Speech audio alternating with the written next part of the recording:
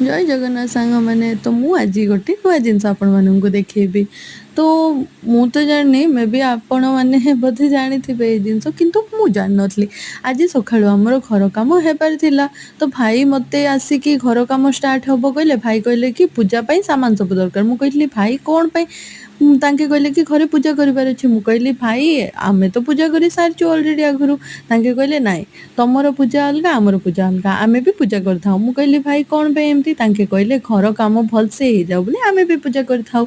तो भाई एठी फर्स्ट देखंतु पूरा ठाकुर को भोग लगे देले तापरे धूप दीप दे देले तापरे एठी भाई पकेइथिले नूण आ ता सहित हळदी लुण आउ हलदी दीटा करिकी भाई पकई दउथिले सेठी। आउ भाई कहिथिले कि एटा चारिटा कोणरे पड़े आउ एटा घरर जीए बड़ सेमानंक हाथ रे ए जिंस पकेइले भलो हुए।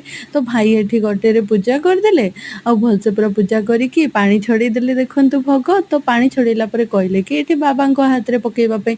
तो मु बाबांको कहिथिले पकेइ देबा पई। देखंतु बाबा एठी नेकी जाउथिले लुण काई ना आउरी तीनटा कॉर्नर रे पकेइबार थिला। तो बाबा एठी नेकी फर्स्ट पकेइथिले लुण पकई सारे तापर हलदी भी पकईले आ सहित माटी टिके पकाउथिले।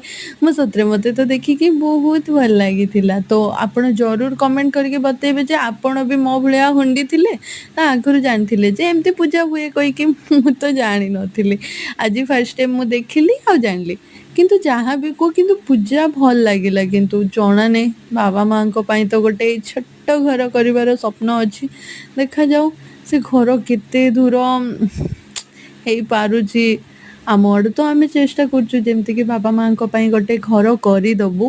बाकी भगवान कौन प्लान करिसेंती कि तो फर्स्ट रे तो मोर भाईर मिसिकी काम तो आरंभ कर सारछु। देखा जाऊ भगवान केते दूर नहीं के जाउचंती।